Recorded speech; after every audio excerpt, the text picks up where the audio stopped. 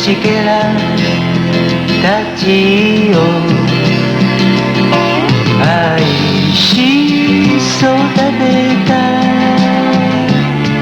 人がいた自分を犠牲にふるさと国を戦い守った人もいた後に続け青春たちよ後に続け遅くはないさ急ぐことは難しいが時に振り返ることはもっと難しい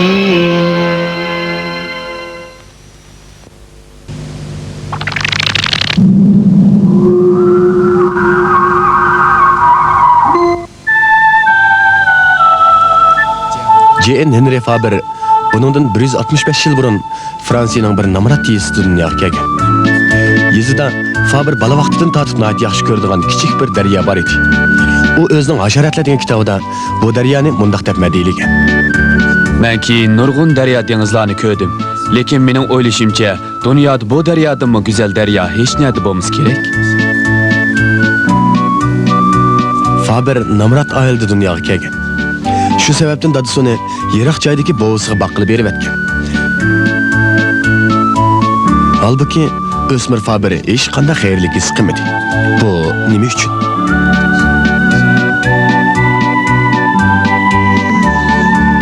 Chunki u ko'ngli keng bola bo'lg'achqa bizga hamroh bo'lib doim biz bilan birga o'ynaydi. Hey, yaxshimisizlar? Men Faber. Men hasharat o'simlik deganlarga nayt amroq. Ularning hammasi mening do'stlarim. Qaranglar, men qurtni yaxshi ko'rgashga tishimni qurt yeb ketibdi.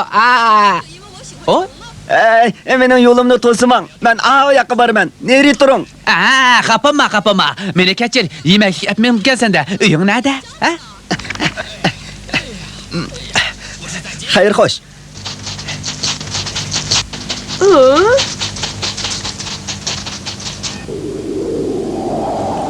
Faberlarning oilasi turmushbek namratlashib ketgachga, u yoqdan bu yoqqa to'la ko'chib, nurg'un so'riqchilik tatdi. Halbuki texmi echinishlik bo'lgani ularning oilasidagilar teri-perang bo'lib tarab ketdi. Shuning bilan Faber o'z yolg'iz ish tepib ishlashga majbur bo'ldi.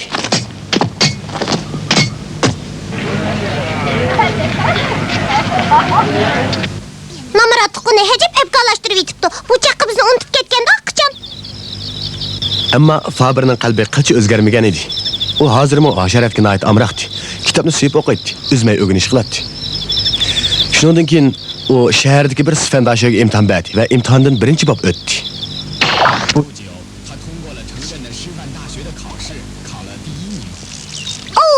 U maktabning ximiya o'qituvchisi bo'ldi. Endi u xili deyib qolgandi. U yeni shu petga emasmi? May qo'ng'izi. Faber efendi, sizning turmushingiz yana shundoq namratmi? Men sizga bir iloj qilib yordam qilsam bo'g'idak.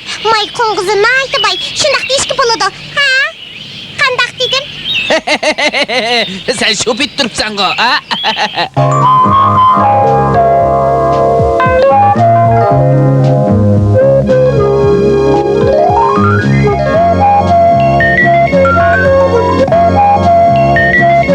Faber shu chog'da bu kichik shirani setib oldi. U barliq tadqiqot materiallarini va asarlarini mushu shiraning ustida yozdi.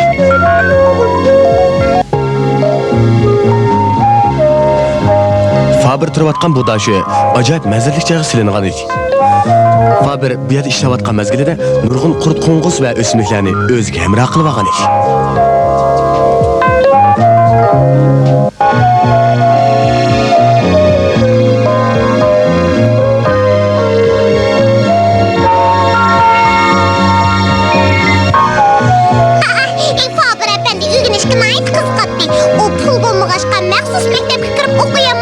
Fizika, matematika, ximiya va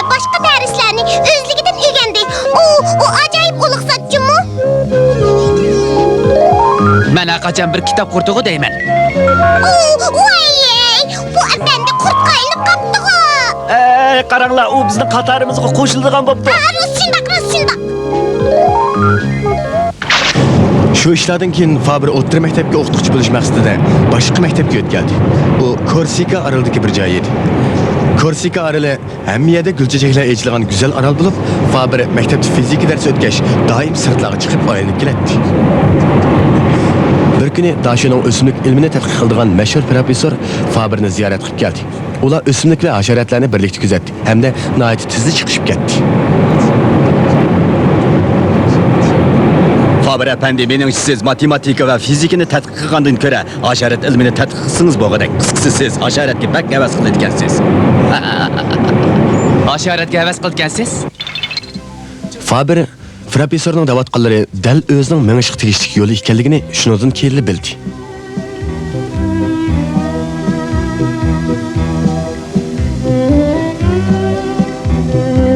Bo'ladi. Men bundan keyin hasharotshunos bo'lay. Men bu maqsadga har qancha namorat bo'lsam-mo, yetaman. Cho'qim yetaman. Faber shundan tortib hasharotshunoslikni tadqiq qilishga kirishdi. U umr bo'yi hasharotlar bilan do'st bo'lib o'tishga bel bog'lagan edi. Halbuki u baxtga qarshi kasal bo'lib qolib, Sifan maktab turishliq shaharga yana qaytib kelishga majbur bo'ldi. O namratlıqdan yana qutulolmabdi-da. Voy bechora. Hasharot havaskar qanday qurut? Namrat qurut. İsmi Faber efendi. Faber turmush har qancha namrat bo'lsa-mo, zehnini yanala hasharotlarni kuzatish va xotirlashga sarf qildi.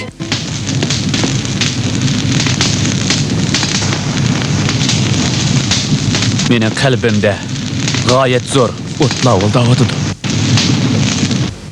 Sarkarda, biz yashayotgan dunyoga ko'chib kelmamsiz. Bo'ladi. Biz obdan do'st bo'laylik. Men bir yo'qsul qurut. Qaranglar. Bir kuni Avat shahar Parijda.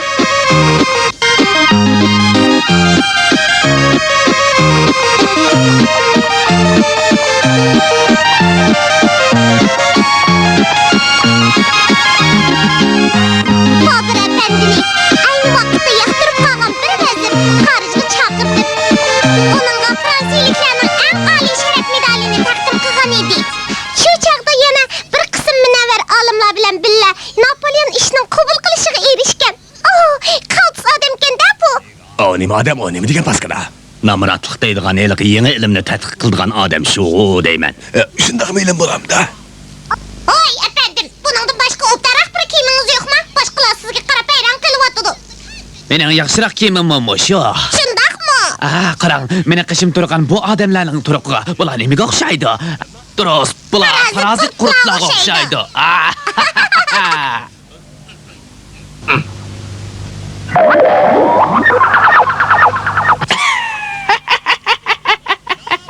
Napolyon aliyleri geldi. J.N. Henry Faber efendi. Yaxshimisiz, padja alilari? Hey, ne ko'rsizlar? Hey, haqdala. Hey, Nima degan payzi? Qurt qo'ng'izda haqiqatan suyunlik narsalar, ha?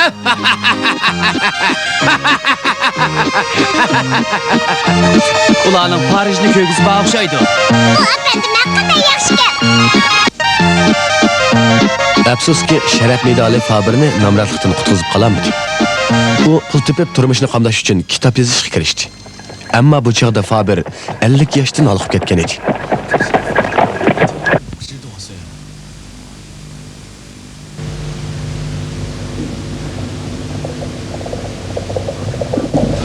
U hozirmi qurt qo'ng'izlar g'amira bo'lib, ular bilan birga o'tadi.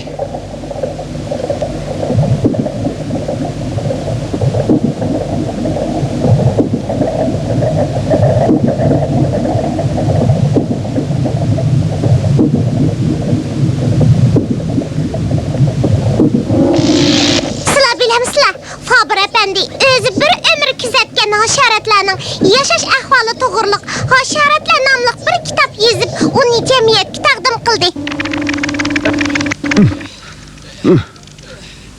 Bu butunlay bizni asos mazmun qilib yozgan kitobkan u. Faberning kitobida tasvirlangan hasharotlarning hammasi yoqutdek paqiraydigan chiroyli qurt qo'ng'izlar bo'lib, bular kitobxonlarni qattiq jalb qilgan edi. Kitapning tilimi shundoq go'zal bo'lib, ba'ayni bir dastonga o'xshaydi. Odamni texmi qoyil qilarligi shuki, Faber bu kitobda butunlay o'zining hasharotlarning yashiga qarata olib borgan bevosita kuzatishlari va bu to'g'rida yozib qoldirgan xotiralarini asos qilib, jonliqlarning yashash usuli va yashash sharoitining o'zaro munosabatidan iborat bu sohani ana shu asoslar orqali yashib bergan. Faber umrining oxirida o'rmon bilan qoplangan bir yeziga tadqiqot uyi silib, tadqiqotning davomini shu yerda olib bordi.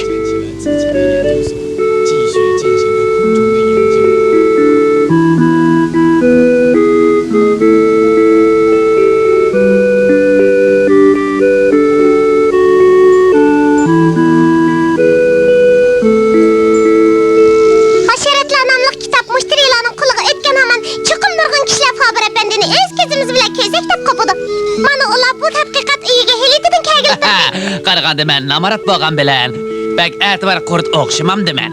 Ha? Faberning hayoti ana shunday namratlik ichida o'tdi. Halbuki u turmushni qizg'in suyib, butun umrini hasharotlar tadqiqotiga bag'ishlab, insoniyat uchun qimmatli boyliqlarni qoldirib ketdi.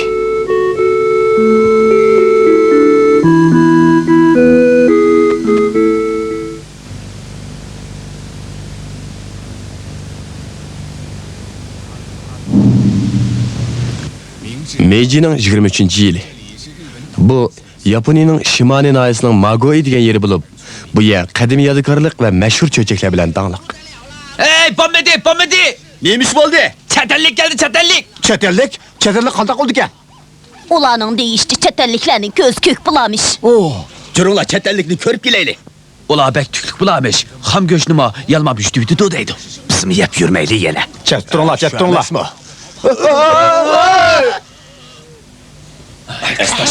Saçmalar emin. Hey, o ikisi nima odamkan? Ajnabiy kiyinib o'tdi-ku, qarg'ana turqiga. Ajab odamlargina. Hey, ular yem bo'lib ketmasmiz, ha? Bir nima deb bo'g'ilib bo'lmaydi.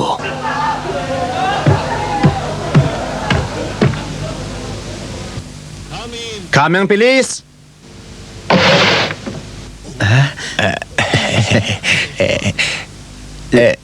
Yohan efendi, seni efendi bo'lamlar. Yaxshimisizlar? O'tiringlar. Settam. Men Yohan, ko'proq o'rgatgaysizlar. Yohan efendi, siz bilamsiz? Yohan. Ha. Men bu yerdagi o'rta maktab o'quvchilariga ingliz dars o'rgatgil keldim. Ikkilari pekirga ko'proq o'rgatgaylar. Kostyum burlik bilan badashqan qilib o'ltasanglar, absiz bo'lib qolar, ha? O'rniga kelinglar. Bu kimono kiyishga odatlangan g'alati chetellik bu qo'rqinchoq ikki kishidan buningdan keyin o'ziga yaponiyalik muomala qilgandek muomala qilishni samimiy umid qildi. Bu chetellikning ismi Rafkat Yohan bo'lib, uning dadasi irlandiyalik, opasi gertsilik edi. U Angliya va Fransiyadagi maktabda o'qib, o'qishni tugatgandan keyin Amerikadagi bir gazetxonada ishlagan. Bu Yaponiyaning ishini chetellarga texi yangi oshqa vaqti edi. O Yaponiyaga nayt qiziqqashqa Amerika gazetxonasining alayda xodim salohiyati bilan bundan 4 oy burun Yaponiyaga kelgan. O muxbir bo'lish sifati bilan nurg'un davlatlarga bog'liq. Uning qalbi Yaponiyaga talpinadi. Yaponiyaga kelgandan keyin Yaponiyaning amaliyoti uning tasavvur kuchini texmi oshirib, uning qalbini texmi mahliyo qildi. Bu davlat haqiqatan cho'chaklardagi davlatlarga o'xshaydi ekan. Hamma odamlarning ko'zlarida muloyimlik chiqib turdi ekan. Nega qarasangiz, odamning ko'ngli ichilib qoladi ekan. Narsa keraklarni munoyat apchil va chiroyli qilsaydi ekan. Mayli erlar bo'lsin, ayollar bo'lsin, yoki qirlar bo'lsin, bolalar bo'lsin, bir-biri bilan noyat inoq o'tadi ekan. Bir-biri bilan ko'rishganda bo'lsin yoki xo'shlashganda bo'lsin, noyat yaqinlik so'zlar bilan o'zaro bir-biriga baxt tilashir ekan. Nima degan samimiy haq bu? Nega qarasangiz shundoq pokiz, hamma narsa shundoq apchil. Saramjonlashtirishmo shundoq inchka. Qarasangiz, yomg'ir va qordirmo odamga noyat muloyim yig'otgandek to'ylaydi ekan. Bu ishlarga odamning aqli hayron. Yohanga xuddi tush ko'rayotgandek hamma narsa yangi to'ylatdi. Hamma narsa cheksiz go'zal ko'rinadi.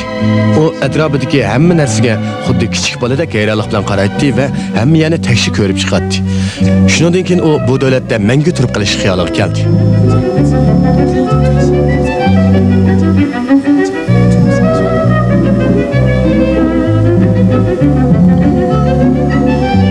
Nami Amitabha.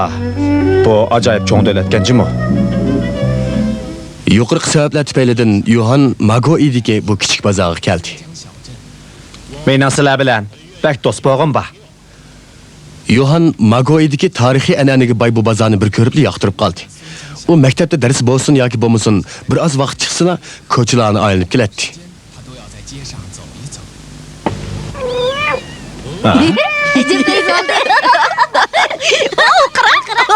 Hey!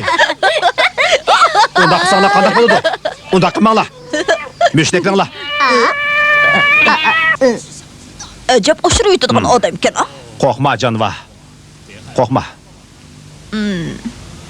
Nima chirayimsiz bolasizlar? Biz chaqchaq qilib sug'jimdirib baqqandiq. Endi chataq yo'q. Qo'rqma. Qo'rqma. Yohanning oq ko'ngil odam ekanligini bozordagilar nihoyat tezda bilib ketdi. Bechar mushuk. Keyin u yapon qiz Rafkat Yoshiko bilan turmush qurdi. Ular yapon pasında saramjalashtirilgan bir uyni ijaraga olib o'tirib, baxtli turmushni boshladi.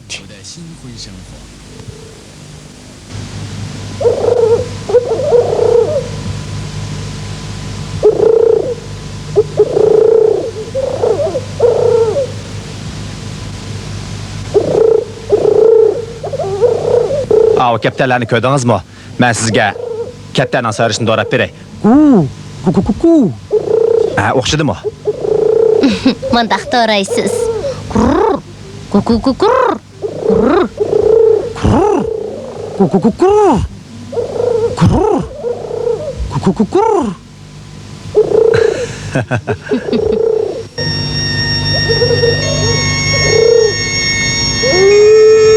Bir kuni kechda xotini uningga Yaponiyaning qadimiy bir hikoyasini aytib berdi. U bu hikoyani anglab, ashushni butunlay yo'qotdi. Nima degan go'zal til. Nima degan sirliq vaqa. Uning bu hikoyalarni qayta anglag'isi kelib turadi. Shundan keyin u xotiniga doim hikoya aytib beradi deb turib oladi. Bo'lib u g'alati va qo'rqinchli hikoyalarni anglashga pek amroq edi. Hikoya aytishga mahir bu ayol bolalik davrida anglagan qadimiy hikoya va rivoyatlarni, bo'lib ba'zi bir qo'rqinchli hikoyalarni eriq so'zlab beradi. Yohan mundaq chaqlarda chiroqni g'uvaqib qo'yib, butun zehnini hikoya anglashga markazlashtiradi. U anglab etib qo'rqqanidan yuraklari sep ketsimi, yana oxirini ayting, anglay deb turadi. Bu hikoyalar qo'rqinchli bo'lsa-mu, ammo Yohanga nihoyat qiziqarli tuyuladi. Shuni u harmay anglaydi.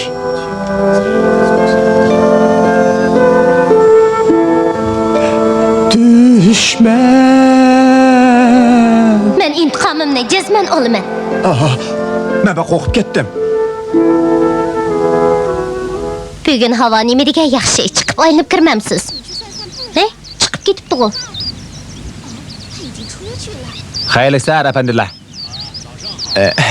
Xayrli sahar apandi.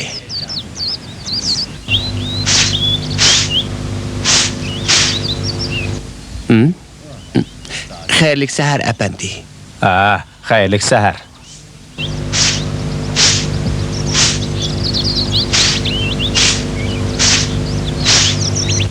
Yohan, siz ibodatxona va madrasalarga nimancha amroq? Chunki yaponiyaliklarning qalbini ibodatxona va madrasalarda nihoyat yaxshi tushungil bo'ladi ekan. Siz Yaponiyaning jinini yaxshi ko'rib qoldingizmi nima? Siz aytgan hikoyalardagi jinlar yaponlarning tasavvur kuchining namoyandasi.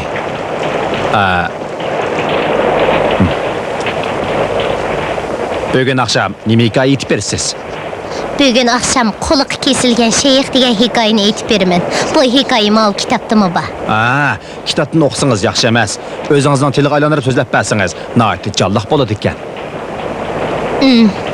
Burunning burunasida pipa chaladigan Xuyi ismli bir rohib o'tgan ekan. U Yubi Urajun podshohligining ro'naq tepishi va vayron bo'lishiga doir naqshlarni aytishga nihoyat mohir ekan.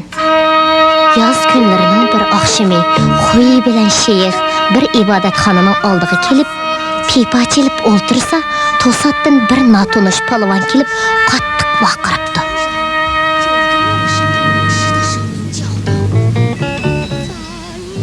Yohanga bu hikoya ham nihoyat qo'rqinchli, ham boshqa har qanday hikoyadan ta'sirli tuyulibdi.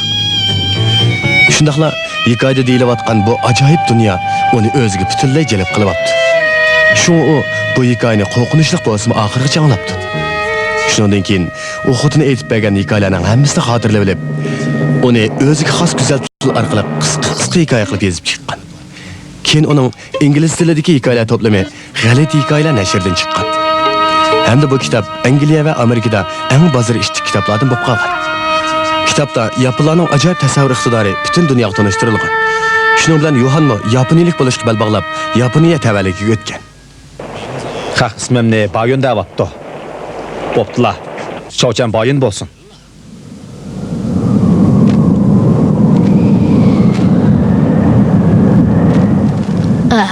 Sırtı shamol chiqqili turibdi. O shamolning ovozi emas. Tayra jamiyatining zavolliqqa yuz tutgandan keyingi sadolari. Nima degan ichinishlik, nima degan tez vayron bo'lish. Rafkat Yohan keyin Tokiodagi bir universitetda Angliya adabiyoti darsi o'tdi. Hamda shu mazgilda nurg'unlagan munavvar asarlarni yozdi. U bu asarlarda Yaponiyaning go'zal tabiiy manzarasini va odamlarning nozik psixikasini tasvirlab berdi. Yaponiyaning mo'l madaniyati mana mushu ikki xil asos ustiga qurilgan. Men xato holda chet el tug'ilib qolgan yaponiyalik bo'lsam-mu, lekin men hozir baxtimga yarasha yana o'zimning haqiqiy yurtga qaytib keldim. Men endi hech nega bormayman. Rafkat Yohan. Yo'q. Mening ismim Shochan Bayun. 遊び好きだけどちょっぴり我慢して夏の日盛りもよいしょ働いたよ今でこそ私めは大統領国を司る偉い人でもさ本当はさただのアリ羽目を外してなんちゃがしたいのよねおっとっとっと本文忘れるべからずありのありによるありのための私めは大統領